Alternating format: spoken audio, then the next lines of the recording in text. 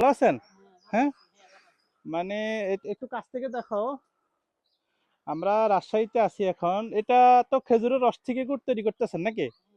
আনুমানিক কতক্ষণ জাল দিয়েছেন এটা? 2-3 ঘন্টা। 2-3 ঘন্টা।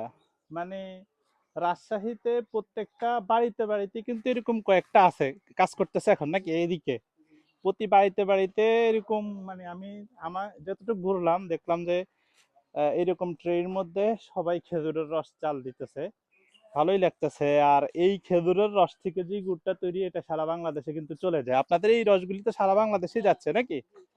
এখান থেকে কি কি গুড় তৈরি হয়? এখান থেকে হলে আবার বাটিতে, আবার মনে করেন যে এই যে কচিতে। বুঝছে বুঝছে, মানে ওই যে এই লিকুইড গুড়, পাটালি গুড় এবং মালাই খার যেটা, এগুলি তৈরি হচ্ছে। তো এগুলি কিন্তু আমরা সারা বাংলাদেশে দিব। মানে আমাদের কার্যক্রম শুরু হয়ে গেছে অলরেডি।